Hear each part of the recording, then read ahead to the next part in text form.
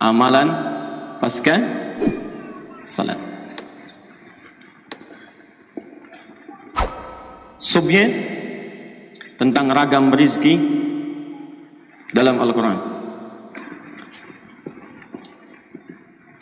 Ragam rizki dalam Al-Quran dan Sunnah. Ya. Saya akan lebih lambat untuk menguraikan supaya mudah untuk dipahami. Hati-hati, pembahasan ini akan melahirkan rahasia besar yang tidak banyak orang mengetahuinya. Orang dulu sudah praktekkan dan berhasil, dan kita berharap mudah-mudahan Allah turunkan kepada kita juga, ya. Perhatikan sini. Hadis riwayat Ibnu Majah nomor hadis 925 yang telah kita bahas di pertemuan lalu, bahwa ada doa yang sering dibacakan oleh Nabi sallallahu alaihi wasallam setiap selesai menunaikan salat. Doanya sangat singkat. Allahumma inni as'aluka ilman nafi'a wa rizqan thayyiba wa amalan taqabbala. Ya Allah, hamba mohon kepadamu, anugerahkan hamba ilmu yang bermanfaat, rizki yang terbaik, dan mohon terima amalan hamba ini. Kemudian ada rumus dalam Al-Quran, setiap doa kalau sudah dipanjatkan maka mesti diikhtiarkan, karena doa itu bersanding dengan ikhtiar. Mustahil Allah sekadar mengabulkan kalau tidak ada ikhtiar. Misal, saya telah contohkan Quran surah ketiga Ali Imran ayat 35 sampai 37. Ibunda Maryam Hannah bermohon kepada Allah sejak mengandung, ya Allah, mohon jadikan anak ini anak yang soleh, terjaga dari maksiat, dekat denganmu. Apakah cukup dengan berdoa? Tidak. Awas, hati-hati. Ketika kemudian dilahirkan, setelah berdoa itu kemudian bertahap lahir, maka apa yang dikerjakan? Beliau ikhtiarkan doanya dengan ikhtiar yang luar biasa, supaya anaknya soleh, dicari pengasuh yang soleh, Nabi Zakaria. Makanya saya sering katakan, kalau Anda pengen anaknya baik, maka cari guru-guru yang baik. Anak ingin pintar, cari guru yang pintar. Anak ingin pintar dan baik, maka cari guru yang pintar dan baik. Sekolahkan di tempat-tempat yang baik. Yang kedua, ibu bapaknya bikinkan mihrab, tempat untuk belajar khusus dan tidak terganggu dari perbuatan yang kotor. Ini rumus pada kita. Begitu anak lahir, Anda didik, carikan guru yang baik, cari sekolah yang baik, yang selain membuat dia pintar, mendekatkan dia dengan Allah Subhanahu wa taala. Itu rumus. Tapi poinnya, doa tidak dicukupkan dengan permohonan, tapi harus disandingkan dengan ikhtiar. Maka demikian pula ketika kita meminta, ya Allah, berikan saya ilmu yang bermanfaat. Kita telah bahas di pertemuan yang lalu bagaimana cara mendapatkan ilmu sesuai dengan doa yang telah kita mohonkan. Nah, ketika kita berkata, ya Allah, anugerahkan saya rizki terbaik, maka Allah tawarkan, ini ada 8 jenis disebutkan dalam Al-Quran, 8 jenis rizki yang kalau kemudian kami lakukan, kamu lakukan ikhtiarnya dengan 8 cara ini, maka kata Allah, saya akan limpahkan kepadamu rizki tanpa batas. 8 jenis ini sebagian telah kita bahas. Kemarin kita bahas rizki dengan cara bersyukur. Sekarang kita akan bahas satu rahasia dalam Al-Quran yang kalau Anda lakukan ini, maka rizki bukan hanya Allah berikan pada orang itu, tapi semua anggota keluarga dan kerabatnya akan diberikan bagiannya. Jadi yang dapat satu orang, yang mengerjakan satu orang, tapi yang kebagian hampir semua yang terkait dengan kehidupannya. Bapaknya bisa dapat, ibunya dapat, yang hebat adiknya dapat, kakaknya dapat, temannya bisa dapat, gurunya bisa dapat. Rahasianya ada di Quran surah 17 ayat 31, paling kanan sebelah atas.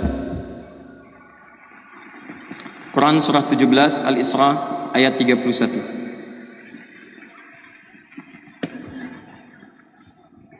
Saya turunkan ini ikhtiarnya. Quran surah, saya agak cepat ya, mohon maaf. Quran surah ke-35 ayat ke-28. Kemudian yang kedua bisa diturunkan ke Quran surah ke-35 juga ayat 32. Turunan yang ini Quran kita ambil surah ke misalnya 54 ayat 17, ini selalu terbawa 22, 32, 40. Kemudian turunan akhirnya ada di Quran surah ke-13 ayat 23 sampai 24. Kalau Anda naikkan ke sini, yang ketiganya Quran surah ke-4 misalnya ayat ke-69. Kemudian turunan yang keempatnya bisa diambil Quran surah ke-49 ayat 13. Kalau pengen rumus paling cepat juga bisa Quran surah ke-30 ayat 21. Ya. Ini 5 caranya. Anda akan berdoa, ya Allah, anugerahkan saya rezeki terbaik. Lalu Allah berikan jalan, 8 jalan. Ini cara mendapatkan rezeki terbaik. Kamu kerjakan. Kalau kamu kerjakan ini, awas.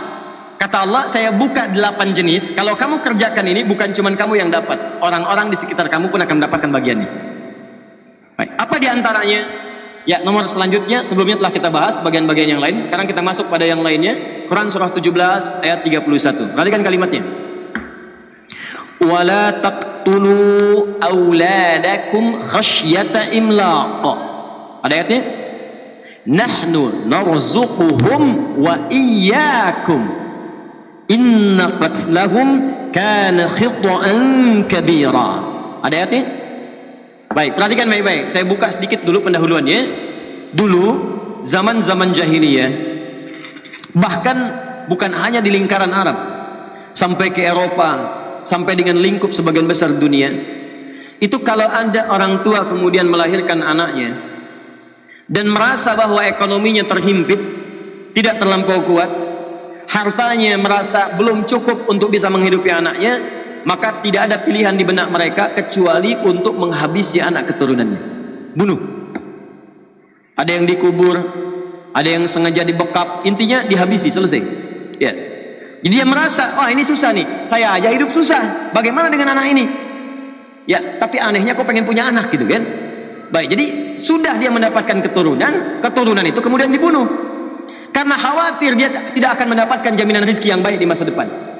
Maka Allah tawarkan satu hal yang sangat luar biasa, dibuat dalam bentuk pernyataan yang sangat tegas, tapi isinya sangat mendalam. Perhatikan baik-baik. Kata Allah, lihat kalimatnya, wala taqtulu auladakum. Hai Muhammad sallallahu alaihi wasallam, sampaikan pada umatmu, sikap umatmu, sikap umat Islam, sifat hamba-hambaku yang beriman harus beda dengan mereka yang belum beriman. Mereka yang tidak beriman tidak yakin dengan qada dan qadar. Mereka yang belum beriman tidak tahu dengan caranya rezeki didapatkan. Mereka yang belum beriman tidak tahu caranya bagaimana cepat mendapatkan rezeki. Kamu yang sudah beriman mesti beda dengan mereka. Perlakukan anak-anak dengan baik, sayangi mereka dengan baik, rawat dengan baik. Jangan khawatir masalah rezekinya. Kata Allah, ketika saya anugerahkan keturunan bagi setiap hamba-hambamu yang beriman, lihat baik-baik kalimatnya. Ketika saya berikan satu nikmat pada hamba-hambaku yang beriman, mendapatkan keturunan, maka saya sudah jamin rezekinya dari setiap yang dilahirkan itu. Saya jamin rezeki. Perhatikan baik-baik. Kalau ada yang melahirkan dalam suasana bahkan ekonominya terasa kurang dan sebagainya, jangan khawatir, kata Allah, setiap makhluk tak mungkin hidup kecuali punya rezeki. Jangankan manusia, hewan ada, yang melata ada. Pertemuan lalu saya gambarkan bagaimana cicak dengan nyamuk. Cicak dapat rezeki, rezekinya nyamuk, nyamuknya terbang, cicaknya tidak. Kan Allah hanya perintahkan kamu merayap walaupun di dinding, walaupun cuma diam-diam, nyamuknya datang, bukan kamu yang mendatangi nyamuk. Silakan cek, cicak diam-diam datang seekor, perintah Allah kamu merayap, dia merayap, datang seekor nyamuk. Bukan cicak yang mendatangi nyamuk, nyamuknya diperintahkan oleh Allah datang ke cicak. Coba bayangkan, datang seekor nyamuk, setelah itu silakan. Ayo tangkap. Ya. Apalagi manusia. Tapi yang paling menarik, bagi orang beriman Allah yakinkan. Perhatikan kalimatnya, nahnu narzuquhum wa iyyakum. Kata Allah, saya buka satu rahasia. Saya berikan kesempatan, saya bahkan bukan sekedar memberikan rezeki kepada anak yang dilahirkan itu, tapi saya akan berikan rezeki kepada mereka yang kamu pun akan mendapat bagian dari rezeki itu. Jadi ketika Allah berikan rezeki kepada anak-anak yang dilahirkan itu, yang hebat bapaknya kebagian dari situ. Ibunya dapat, kakaknya dapat, adiknya dapat, tetangganya dapat, gurunya dapat. Pertanyaannya, apa rezeki yang dimaksudkan sampai anaknya dapat, keluarga dan kerabatnya bisa ikut menikmatinya? Maka dirincilah kemudian di ayat-ayat yang lain. Ada rizki yang Allah turunkan pada anak, orang tua dan kerabat bisa ikut mendapatinya. Pertanyaannya, bagaimana menyiapkan seorang anak, atau dua orang anak, atau semua anak yang Allah titipkan kepada kita, sehingga dia mendapatkan rizki yang dimaksudkan. Begitu dia dapat, orang tua dan kerabatnya ikut bisa menikmatinya, dan hartanya halal dibenarkan oleh Allah Subhanahu wa ta'ala. Maka sekarang, jika Anda punya titipan dari Allah, ada anak-anak, ada cucu dan sebagainya, pertanyaannya bagaimana menyiapkan anak yang seperti ini? Maka pilihannya rinci ke ayat-ayat yang lainnya. Satu, Quran surah ke-35 ayat ke-28. Kalau Anda ingin mudah mendapatkan rezeki, di antaranya bisa Allah turunkan lewat keturunan. Dia dapat, Anda mendapatkan bagiannya. Apa di antara cirinya? Yuk, Quran surah 35 ayat 28, paling kanan sebelah bawah. Saya langsung ke tengahnya, ke tengah ayatnya. Innama yakhshallaha min ibadihil ulama. Sungguh di antara yang punya sifat khasyah. Khasyah itu maksudnya kedekatan yang sangat dengan Allah, sehingga saking sangat dekatnya takut kalau dinilai salah oleh Allah. Ya, awas. Khasyah itu kedekatan yang sangat dengan Allah, sehingga saking sangat dekatnya takut kalau dinilai salah oleh Allah. Jadi kalau bicara hati-hati, takut yang keluar di lisannya itu keliru, takut salah. Kalau bicara itu ditimbang-timbang dulu. Ini kafirnya diganti ke kata-katanya ini, ganti nggak gitu kan? Timbang-timbang dulu. Takutlah kalau saya ganti nanti jadi masalah gitu kan? Allah nggak suka dengan saya. Ya, timbang-timbang, ingat-ingat. Mustahil mengeluarkan fatwa yang kemudian bertentangan dengan hukum Allah. Jangankan itu, mau bicara saja timbang-timbang dulu, takut kalau Allah nggak ridha, dilihat dulu gitu. Nah, itu namanya khasyah. Mau sholat takut terlambat, jadi jangankan azan, sebelum azan dah siap-siap, khasyah. Sehari baca Quran dilihat, dipahami isinya. Lihat, takut. Kalau punya harta takut Allah nggak ridha, makanya dirinci bagaimana saja mengeluarkan harta yang disukai oleh Allah. Misal kalau infak, bagaimana infaknya, untuk keluarga seperti apa, terus dirinci. Itu khasyah namanya. Nah, puncak khasyah itu akan didapatkan oleh satu golongan di luar para nabi dan rasul, namanya ulama. Kata Allah, innama yakhshallaha min ibadihil ulama. Sungguh yang punya sifat khasyah yang mendalam kepada Allah adalah kalangan ulama. Jadi kalau Anda pengen lihat ulama yang betul, bukan cuma pintar. Kalau yang hafal Quran dengan ayatnya, nomornya, halaman, pojok kanan atas, kiri bawah, agak ke tengah sedikit, banyak yang begitu, banyak. Tapi apakah yang demikian dia punya kedekatan dengan Allah? Belum tentu. Demi Allah saya katakan belum tentu. Jangan fanatis, jangan banyak terpukul. Lihat bagaimana kedekatannya dengan Allah. Punya sifat khasyah atau tidak? Bagaimana ketakutannya? Bagaimana ibadahnya? Jadi kalau Anda ingin mencari ulama yang betul, coba lihat bagaimana kedekatan dia dengan Allah Subhanahu Wa Taala. Di poinnya, ulama. Bagaimana menjadi ulama ini? Kemudian diturunkan di Quran surah ke-58 ayat ke-11. Diturunkan di Quran surah ke-9 ayat 122. Dirinci di hadis riwayatnya Ibnu Majah nomor hadis 233. Rawinya adalah sahabat bernama Abu Darda. Inilah dia keutamaannya. Kemudian dicontohkan lewat seorang sahabat Nabi namanya Abbas. Dicontohkan oleh sahabat Nabi namanya Umar. Dicontohkan oleh sahabat Nabi namanya Amr. Dicontohkan oleh seorang perempuan sahabat Nabi, single parent, namanya Malikah. Punya suami namanya Malik, punya anak namanya Anas. Malikah punya anak namanya Malik. Anas, maaf. Anas, Abbas, Umar, Amr punya anak namanya Abdullah. Lihat baik-baik. Di Quran surat 35 ayat 28 disebutkan ulama itu kalangan yang sangat dekat dengan Allah, dekat Allah. Sekarang lihat rumusnya nih pelan-pelan. Bukankah orang yang dekat dengan direktur mudah mendapatkan kenikmatan di kantornya? Bukankah orang yang dekat dengan pejabat mudah mendapatkan akses jabatannya? Betul? Bukankah orang yang dekat dengan ustadz mudah mendapatkan akses ke ustadz? Bukankah orang yang dekat dengan majlis ta'lim mudah mendapatkan akses di majlis ta'lim? Sekarang kalau orang dekat dengan Allah, apa yang tidak mudah bagi Allah? Siapa pemilik ilmu? Siapa pemilik rezeki? Siapa pemilik kemudahan? Maka secara logika sederhana, orang-orang yang paling dekat dengan Allah, maka tidak usah berpikir tentang rezeki, karena sebelum dia pikirkan, Allah sudah penuhi semua kebutuhannya. Maka tidak ada yang paling dekat, kata Allah, dari kalangan manusia selain Nabi dan Rasul dengan Allah Subhanahu Wa Taala kecuali kalangan para ulama. Makanya di hadis Ibnu Majah nomor hadis 233 disampaikan oleh sahabat Abu Darda dari Nabi SAW, para ulama itu disebut pewaris para nabi. Perhatikan kalimatnya, wa innal ulama'a warathatul anbiya wa innal anbiya'a lam yurithu dirhaman wala dinaran walakinnahum warathul ilma fahadhuhu bihadhin wafir. Sungguh para ulama itu pewaris para nabi. Para nabi itu tidak mewariskan dinar dan dirham, tapi mewariskan ilmu. Makanya kalau Anda pengen, kata Nabi, perhatikan kalimatnya, ambillah ilmu warisan Nabi itu. Nih saya tanya ya, antum ya, Antum dapat warisan dari orang tua. Orang tua antum nih, bukan nabi, bukan rasul, mewariskan harta 1 miliar. Mau diambil gak? Ambil. Sekarang nabi antum ngasih warisan, mau diambil gak? Ambil. Manusia biasa ngasih warisan diperebutkan. Masa warisan nabi gak direbutin? Kalau orang akalnya sehat, kalau orang pintar, perhatikan baik-baik. Orang pintar itu pasti akan memilih yang paling prioritas. Ini orang biasa ngasih warisan direbutin. Kenapa nabi yang super, nabi yang istimewa ngasih warisan gak pada direbutin? Ini ada warisan nabi, namanya ilmu. Orang yang dapat ilmu disebut dengan alim, jamaknya ulama. Kata nabi, ulama itu pewaris saya. Saya nggak wariskan uang, saya nggak wariskan harta, dinar dan dirham. Saya wariskan ilmu, ambil itu.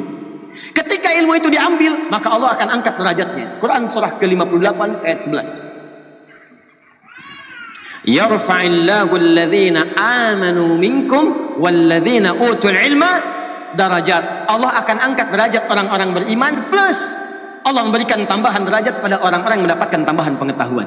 Dia orang berilmu itu ketika dia naik status jadi ulama, alim, dekat dengan Allah, pewaris nabi, Allah angkat derajatnya. Begitu derajat diangkat, angkat derajatnya, maka dia akan mendapatkan perlakuan istimewa lebih daripada hamba biasa.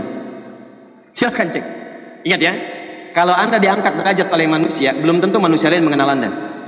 Anda disanjung oleh orang tanah kusir, orang tanah suci, belum tentu kenal Anda. Silakan. Ana Saiful min Bendi tanah kusir. Tanah kusir kata orang Arab. Ya kenal. Tanah kusir. Silakan. Jangankan tanah suci ya, tanah abang yang nggak kenal itu kan. Anda pindah lagi nggak ada yang angkat. Tapi kalau Allah angkat derajat Anda, siapa yang tidak menyanjung Anda? Silakan cek. Melewati zamannya masih dikenal. Silakan. Anda kenal Umar bin Khattab? Kenal. Padahal mimpi aja nggak pernah ketemu. Lihat aja enggak, kenal tuh. Udah lewat 15 abad. Beliau bukan nabi, bukan rasul, tapi sekarang masih dikenal. Ali bin Abi Thalib dikenal. Sekarang kita ambil yang bukan sahabat, Al-Imam Syafi'i, Al-Imam Abu Hanifah, Imam Malik, Imam Ahmad, bukan kalangan sahabat, dikenal sampai sekarang. Ar-Rafi'i dikenal. Orang-orang soleh dikenal. Bahkan yang hidup kemudian orang baru wafat beberapa masa lalu masih dikenal. Syekh Utsaimin, Syekh Muhammad Nasiruddin Al-Albani misalnya dikenal. Profesor Wahbah Az-Zuhaili dikenal. Ya orang-orang mengetahuinya, diangkat oleh Allah. Kalau sudah diangkat, sudah nggak ada yang bisa menolaknya. Ya jangankan kawan, lawan pun menuliskannya. Tanyakan pada orang-orang di barat, tahu Umar nggak? Tahu. Mereka tahu tuh. Ibnu Sina, Al-Kindi, Al-Farabi, Al-Ghazali, Al-Khawarizmi dan sebagainya dikenal oleh mereka. Bahkan karya mereka dijadikan rujukan di Eropa. Silakan cek Ibnu Sina, Avicenna, dipakai karyanya sekarang. Ibnu Rushdi jadikan rujukan sekarang. Siapa mereka? Orang-orang yang bukan sekedar mendekat kepada Allah lewat ibadahnya, tapi mereka disiapkan jadi ulama di masa depan.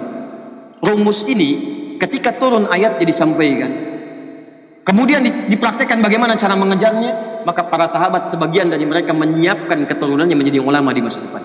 Siapa di antara mereka?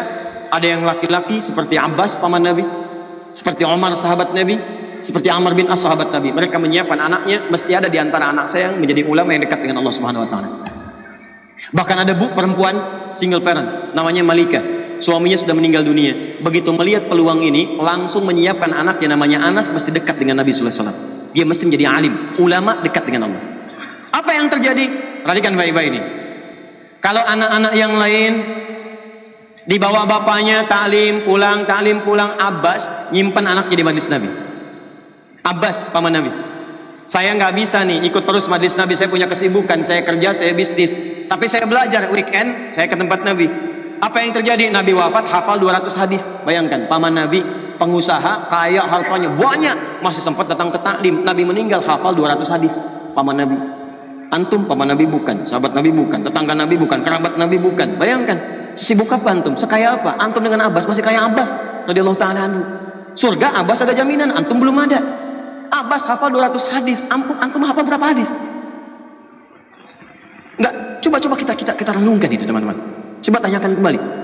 Tapi yang paling dahsyat itu cara berpikirnya begini. Saya cuma hafal 200 nih, saya hafal sedikit-sedikit, cuma sepekan datang. Anak saya mesti lebih daripada saya. Dia harus mendapatkan yang lebih daripada saya. Bapaknya itu pengusaha, Pak, orang kaya, tapi beliau mengerti anak saya akan dapat rezeki lebih cepat daripada saya. Dia dapat, saya dapat bagiannya. Perhatikan. Maka beliau investasikan anaknya Abdullah untuk ikut di majlis Nabi, titipkan di majlis Nabi. Berangkat bapaknya, dia tetap belajar. Nabi wafat, bapaknya hafal 200 hadis, Abbas, anaknya Abdullah hafal 2000 hadis. Dan usianya masih 13 tahun. Hafal 2000 hadis. Nah, rumusnya apa? Rumusnya dalam ilmu hadis, kalau ada seorang ayah, bahkan ibu, ya, perhatikan, orang tua mendidik anaknya sampai kemudian anaknya bagus, tahu hadis dan seterusnya, meriwayatkan, maka nama anaknya akan dihilangkan. Nama bapaknya disebutkan. Makanya ketika Abdullah anak laki-lakinya Abbas hafal hadis, diriwayatkan oleh orang setelahnya, maka Abdullahnya dihapus. Disebutkan inisialnya anak laki-laki. Diturunkan bapaknya. Bapaknya namanya Abbas. Anak laki-laki bahasa Arabnya Ibnu. Ibnun anak laki-laki. Maka dikenal Ibnu Abbas, Ibnu Abbas, Ibnu Abbas. Nama aslinya Abdullah. Abdullah bin Abbas. Bin itu singkatan dari Ibnun, disingkat bin. Bin itu anak laki-laki, anak laki-lakinya Abbas. Ibnu Abbas itu anak laki-lakinya Abbas, nama aslinya Abdullah. Kenapa dihilangkan anak laki-lakinya, disebutkan bapaknya? Untuk menunjukkan kesan bahwa, perhatikan baik-baik, anaknya bisa seperti ini karena peran orang tuanya. Yang kedua, ingin menunjukkan isyarat, begitu hadis ini diriwayatkan, dipelajari oleh orang-orang, maka bukan cuma Abdullah yang dapat, bapaknya pun kebagian dapat dari pahala yang telah dapatkan anaknya. Bayangkan, bukan cuma dunia, rezeki akhiratnya pun dapat. Begitu anaknya dapat pahala, bapaknya kebagian di situ. Perhatikan baik-baik. Sekarang berapa banyak orang yang mengaji hadisnya Abdullah bin Abbas radhiyallahu ta'ala anhu. Umar bin Khattab, saya pengen lebih daripada Abbas. Abbas anaknya datang ke majelis ilmu. Anak saya harus ngintip Nabi sejak berangkat dari tempatnya. Bikin beliau rumah saat di Madinah, di depan rumahnya Nabi SAW. Dibikinkan kamar. Kamar anaknya menghadap ke arah rumah Nabi. Dibikin jendela, jadi tahu persis.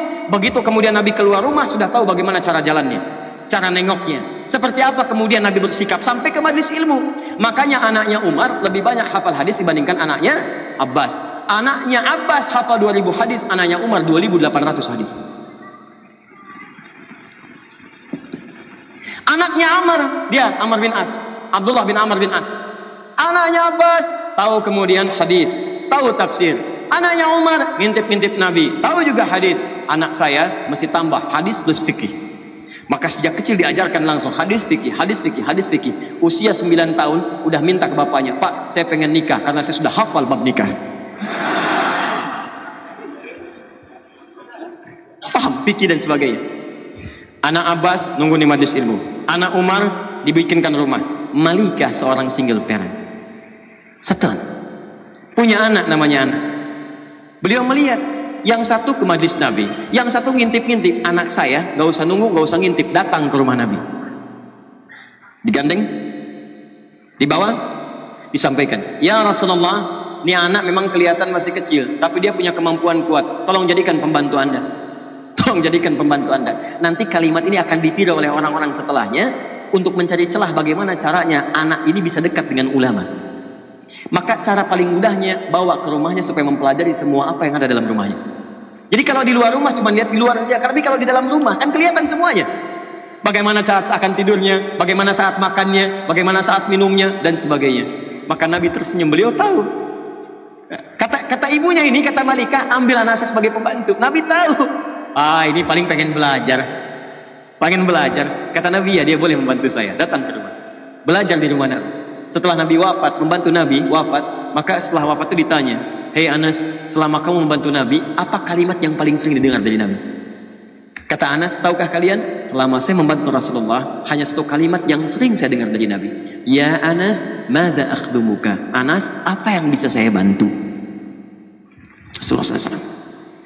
Anas, apa yang bisa saya bantu? Oh, kalau ada pembantu begitu enak banget ya Pak.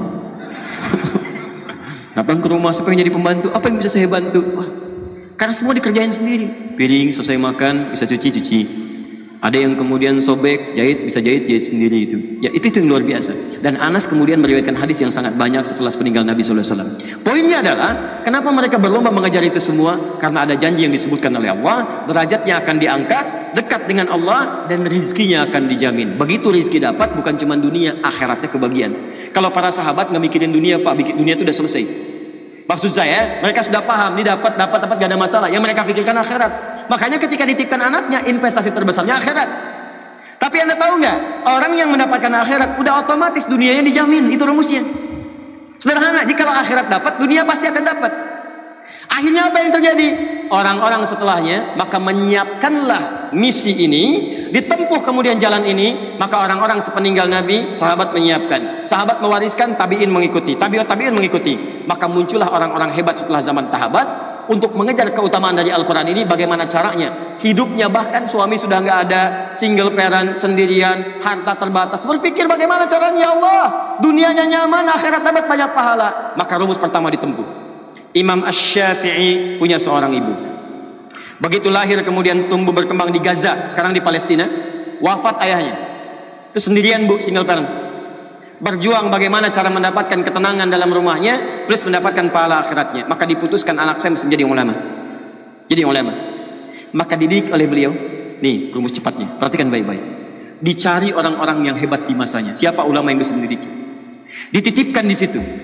Begitu kemudian mau belajar, gendong sampai mendengar puncak ilmunya ada di Mekah pada saat itu. Maka berangkat beliau membawa anaknya ke Mekah.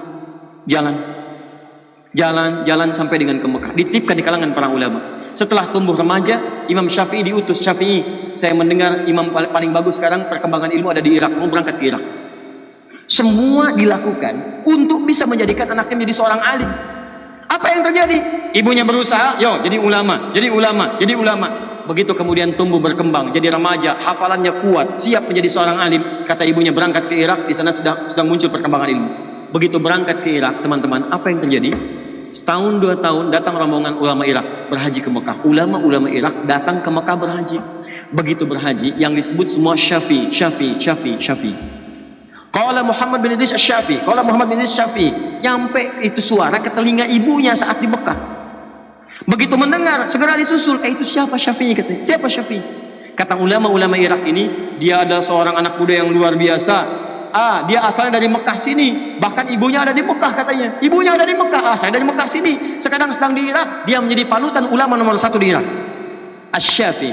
Kata ibunya, tahukah engkau Syafi'i itu anak saya?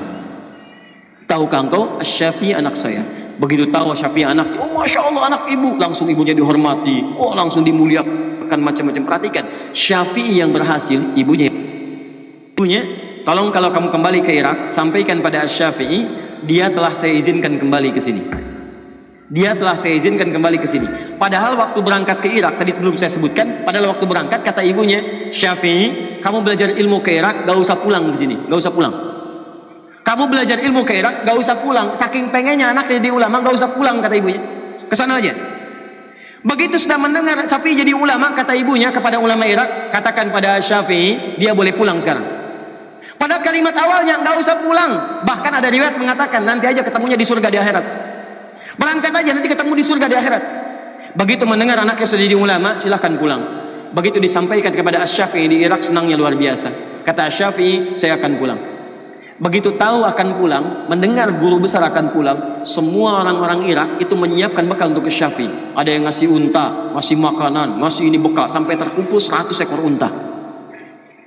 Plus dengan isi. Bayangkan, Asy-Syafi'i nggak pernah tercatat. Asy-Syafi'i pernah kerja di perusahaan A. Asy-Syafi'i pernah berdagang. Asy-Syafi'i pernah bisnis. Disiapkan jadi ulama. Begitu mau pulang ke Mekah, semua perangkatnya disiapkan langsung. Allah turunkan, semua orang ngasih. Berangkat, kitabnya kemudian dibawa di tangannya, naik beliau ke untanya, 100 ekor unta ngikutin plus dengan murid-muridnya. Begitu sampai di gerbang Mekah belum sampai ke Mekah, kan ada batas haram ya, ada batas haram. Begitu sampai di batas itu, beliau mengutus santrinya, tolong berikan kabar kepada ibu, saya sudah dekat, saya akan datang. Ini sunnah ya, ingat ini sunnah. Sunnah kalau anda ingin berkunjung pada siapapun, kabari dulu. Kabari supaya dia siap-siap, jangan bikin kejutan. Justru kejutan itu dalam Islam nggak diperkenankan. Oh, nggak pakai supaya orang itu nggak repot, tiba-tiba anda datang dia kan merasa nggak enak gitu. Ya, jadi kalau bisa tuh sampaikan, agak dekat-dekat nggak apa-apa. Saya di jalan nih mau berkunjung, itu sunnah sampaikan supaya dia bisa siap-siap. Begitu diutus santrinya datang kepada ibunya, diketok, disampaikan, siapa kamu? Saya muridnya Syafi'i. Beliau sudah di perbatasan akan datang ke sini menemui ibu. Syafi'i bawa apa? Masya Allah bu, Syafi'i jadi orang hebat. Sekarang begitu datang orang ngirim-ngirim unta, ada 100 ekor unta dengan beliau, lengkap dengan isinya. Saya suruh dia ke Irak untuk belajar, bukan cari unta. Bilang sama Syafi'i, gak usah datang ke sini, balik lagi ke Irak. Bilang sama Syafi'i, gak usah datang, balik lagi. Muridnya bengong. Balik lagi, ketika bertemu Imam Syafi'i disampaikan, Syekh, gimana tadi? Kata ibu, balik lagi ke Irak. Balik lagi, kamu bilang apa sama ibu saya? Saya bilang, Syekh, udah jadi saya besar, ulama besar, datang dengan 100 ekor unta. Kamu salah. Kenapa kamu bilang begitu? Maka diutus lagi yang lain, kamu datang ke ibu saya, kalau tanya, bilang, Syafi'i telah bawa kitab. Datang dari Irak, bawa kitab. Dan saya katakan, berikan semua unta ini, semua sedekahkan untuk orang Mekah yang membutuhkan. Berikan semuanya. Maka Syafi'i perintahkan 100 ekor unta itu dengan semua isi dibagikan ke orang-orang Mekah, disedekahkan. Tinggal satu kitab dengan beliau di tangannya. Katakan pada ibu saya, Syafi'i datang pulang dengan membawa kitab di tangannya, gak bawa unta lagi. Datang muridnya, begitu datang ke ibunya, Bu, kamu siapa? Santrinya Syafi'i. Saya kan tadi katakan, pulang ke Irak, gak usah ke sini. Bu, Syafi'i udah gak bawa unta, cuma bawa kitab di tangannya. Oh, kalau begitu silahkan pulang. Maka Syafi'i datang membawa kitab di tangannya, jadi ulama besar dan fatwanya ditunggu-tunggu. Maka sejak saat itu teman-teman sekalian, apa yang terjadi? Ibunya sejahtera, kehidupannya pun tenang, dunianya nggak difikirkan, semuanya dijamin. Allah langsung yang jamin, sangat dekatnya dengan Allah. Mau makan, makanan sudah ada, semua ragamnya ada. Mau minum, jenis minuman sudah ada yang halal-halal. Mau berangkat, kendaraan sudah ada. Nggak pesan, tiba-tiba kendaraan datang. Bayangkan, akhiratnya dapat, dunianya dapat, dan hidupnya pas butuh ada, pas datang. Mau haji, jalan akses dibuka semua. Yang datang ulama besar, akses dibuka semua. Mau berangkat, pengawalan ada, nyaman, gak usah repot, gak usah macam-macam. Alim ulama. Begitu melihat demikian suksesnya, ditiru oleh ibu yang lain. Ibunya ini adalah ibu seorang nanti muridnya Asy-Syafi'i yang kelak jadi ulama besar juga. Lahir tahun 163 Hijrah. Ibunya ini juga single parent, punya seorang anak namanya Ahmad, punya bapak namanya Hambal, dikenal dengan Ahmad bin Hambal. Ahmad bin Hambal itu Imam Ahmad muridnya Imam Asy-Syafi'i yang kelak kemudian jadi ulama besar, hafal 1 juta hadis. Imam Ahmad sama. Itu jangan dikira ibunya itu kalau musim dingin malamnya itu Bu masak air Bu malam-malam, single parent ibu bayangkan. Masak air, diangetin, anak diwuduin dulu, begitu sudah wudu digendong, diantar ke majelis ilmu, ibunya nungguin di luar, selesai bawa lagi. Investasi itu begitu anaknya jadi dewasa, senang semuanya. Bukan cuma anaknya, ibunya dapat, saudaranya dapat, kerabatnya dapat. Lihat sekarang. Perhatikan ketika seseorang menjadi alim ulama. Fokus, lihat baik-baik. Jangankan ulama lah, jadi ustadz aja. Begitu seorang jadi ustadz, lihat. Bukan cuma ustadznya yang ditunggu, ibunya dicari tahu siapa ibunya, siapa bapaknya. Setiap yang dekat dengannya jadi akses, kakaknya, adiknya, kerabatnya, tetangganya. Setiap makanya nggak ingat jadi ingat sekarang. Oh, saya pernah sekelas dengan dia di SD, saya pernah sekelas dengan dia di SMP, saya pernah tetangga dia, saya pernah gini dia, dan sebagainya. Padahal sebelum jadi ustadz belum tentu kenal. Semua itu bisa terbuka. Dan yang paling dahsyat teman-teman sekalian, begitu anak Anda masuk dalam kategori alim ulama, maka semua kebutuhan dunia akan dicukupkan oleh Allah. Ringan. Silahkan cek. Mau haji, orang nunggu 25 tahun. Ini dicari-cari. Pak, bisa nggak bimbing kami? Pak, bisa nggak travel gini? Boleh saya haji, tapi boleh nggak ibu saya ikut? Pak, jangankan ibu, bapak ikut boleh, kakak ibu boleh, anak boleh, silahkan. Bapak kami kasih kuota deh, 10 orang, silahkan ikut. Orang nunggu 25 tahun, dia cuma nggak nunggu, ditawarin, 10 orang boleh ikut. Saya ini ulama bukan, syekh bukan, ustadz ilmu masih dikit. Tiba-tiba ketemu dubes Saudi. Syekh Adi, ini ada yang mau haji, terus gimana? Antum ikut ya, berangkat. Antum jadi amir. Amir, gimana saya amir? Saya kan bukan ulama besar, bukan biasa-biasa, ilmu saya sedikit. Pokoknya antum ikut. Terus bagaimana dengan yang lain? Yang lain siapa? Saya punya ibu, saya punya kakak, saya berikan 24 jatah. Anda bayangkan, saya ini ustadz kecil, ilmu masih sedikit, ulama juga bukan, saya juga bukan. Anda bayangkan, cuma berusaha untuk belajar sedikit-sedikit, dapat sedikit, dikasih jatah haji plus 24 orang. Kemarin kami berangkat. Teman-teman, ada yang ustadz, ada yang ini lagi, ada yang macam-macam berangkat. Dan saya lihat, Masya Allah, ternyata teman-teman saya ustadz semua. Ustadz pulang dengan istrinya, ustadz pulang dengan ibunya, ustadz pulang dengan anaknya. Bayangkan, ternyata beliau itu dubes yang kemarin baik orang itu, Dr. Usama itu, baik orang itu. Ternyata beliau mengumpulkan satu gelombang khusus yang beliau kemudian apresiasi dari kalangan para ulama dan tokoh-tokoh yang punya jasa terhadap Islam. Diberangkatkan tuh. Anda bayangkan, jadi kalau Anda ingin mendapatkan bagian kenikmatan, jadikan satu di antara anak Anda jadi ulama. Masa nggak ada yang jadi satupun? Makanya jangan tertipu dengan kebanyakan orang yang sekolahkan. Pesantren itu sekarang bagus-bagus. Pesantren bagus-bagus, jangan dikira nggak bisa bersaing. Ya silakan lihat, bahasa Inggrisnya banyak yang bagus. Lihat alumni Gontor tuh. Silakan yang jadi ketua MPR ada, yang jadi menteri ada, yang jadi dubes ada. Banyak. Bahasa Inggris bagus, bahasa Arab bagus. Ada yang Mandarin ada yang bahasa lain ada. Silakan, jangan takut, matematika ada. Yang jago matematika, jago fisika, jago kimia. Jangan dikira kalau ketika Anda jadi ulama, Anda kehilangan dunia, tidak. Apa saya tidak belajar umum? Saya belajar. Fisika saya belajar, kimia saya belajar. Waktu-waktu senggang saya pergi ke toko buku, saya beli buku kimia, buku fisika, saya pelajari. Ya, saya belajar, saya pahami. Saya baca juga yang lainnya. Tapi fokus kita pada apa yang Allah titipkan. Tapi yang lain kita pelajari. Jangan dikira Anda jadi ulama, Anda ketinggalan semua yang lain. Tidak, kita butuhkan. Ya, kalau orang tanya kan kita bisa jelaskan. Kalau ada orang berangkat haji gelombang kedua, apakah kemudian mikotnya itu di atas pesawat atau mikotnya di Jeddah, di King Abdul Aziz?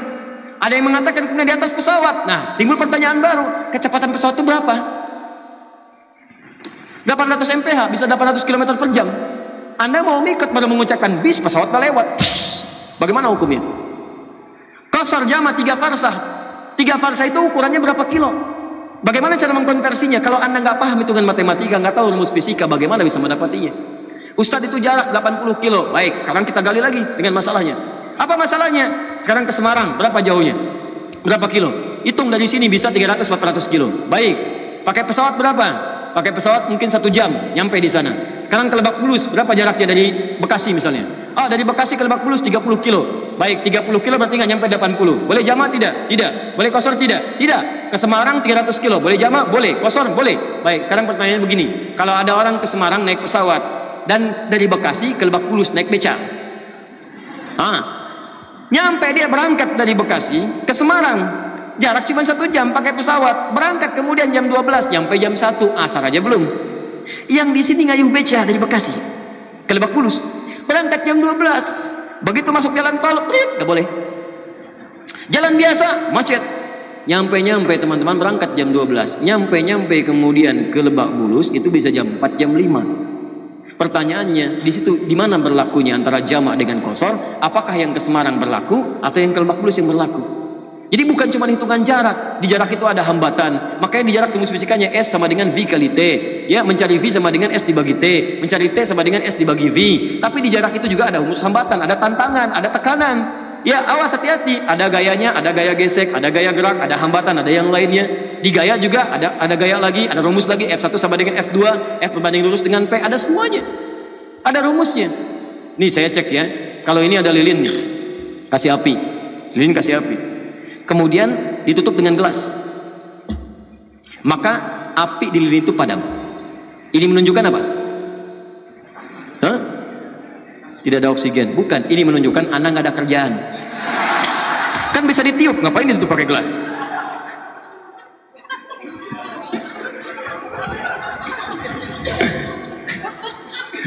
Bisa ditiup kok pakai gelas ditutup.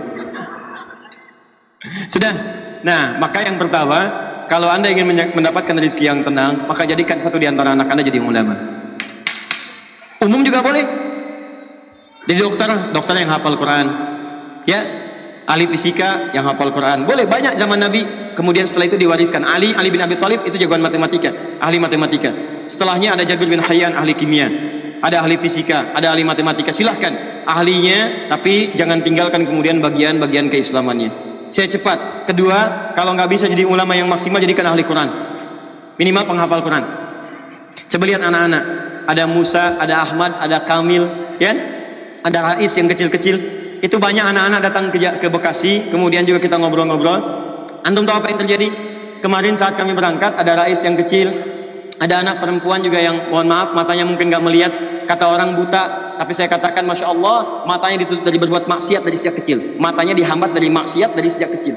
Anda bayangkan teman-teman, yang hafal Quran anaknya, yang ikut haji, bapaknya ikut, ibunya ikut, gurunya ikut, temannya ikut. Yang hafal Quran cuma anaknya. Masa iya dari anak-anak antum nggak ada yang hafal Quran? Anak 1 belum hafal, anak 2 belum hafal, anak 3 belum hafal, 5 anak nggak ada yang hafal.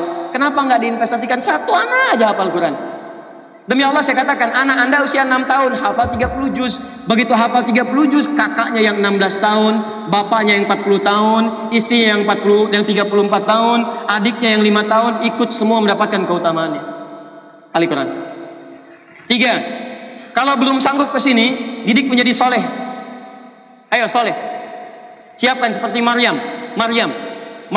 disekolahkan di tempat yang baik, bimbingannya baik. ketika anak itu didik menjadi anak yang soleh, dekat dengan Allah, rajin ibadah, sering ke masjid, sering baca Quran, walaupun belum hafal, demi Allah saya katakan, jangankan orang lain, tetangga itu akan menyebut memuliakan bapaknya, memuliakan ibunya. Tidak pernah anaknya disebut kecuali bapaknya mendapatkan bagiannya. Begitu anaknya masuk, anaknya namanya Ahmad, bapaknya Asep. Tuh lihat tuh anaknya Pak Asep, bukan Ahmadnya, Pak Asep yang disebutkan. Dia punya anak, anaknya Kevin. Kevin kalau bisa seperti Ahmad ya, anaknya Pak Asep. Pak Asepnya masih ikut. Silahkan cek. Di semuanya akan dapat bagiannya dan mudah gitu. Begitu masuk mudah, ke sekolah mudah dan sebagainya. Kalau belum mampu juga dekatkan dengan orang soleh, cari orang-orang baik. Begitu aksesnya dekat dengan orang soleh, maka dia akan mendapatkan kemuliaannya. Terakhir, kalau belum dapat juga pengen cara cepat, cari menantu yang soleh. Quran surah 30 ayat 21. Ini rumus dari Nabi. Makanya antum yang belum nikah jadi pada soleh. Jadi ulama, antum akan dicari. Ya, jadi ahli Quran, dia orang-orang baik. Kan rumus Nabinya sederhana. Jika Anda kedatangan seorang pemuda yang dekat dengan Allah, maka jangan sia-siakan dia. Cepat, karena tidak mudah lagi menemukannya. Makanya saya senang sekali orang-orang sekarang, Masya Allah, itu sangat bagus-bagus dalam menyeleksi itu. Sekarang ukurannya Al-Quran, ukurannya ke masjid.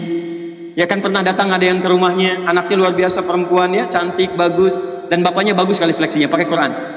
Datang orang pertama, Pak, saya berminat ini, ingin begini-begini. Ya, nah bagus. Namanya siapa? Saya Anas, Pak. Baca surat An-Nas. Baca. Bagus ya. Baik, mudah-mudahan kalau jodoh ya itu jadi jodoh yang terbaik. Besoknya datang lagi.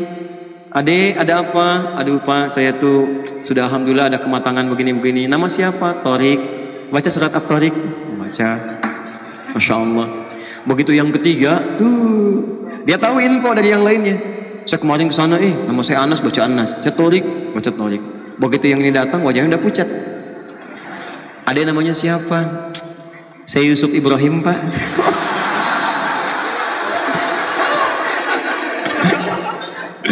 Aduh, udah harapan tipis tuh kan. Oh, kalau begitu baca. Oh sebentar Pak, sebelum disuruh baca. Tapi panggilan sehari-hari, kulhu.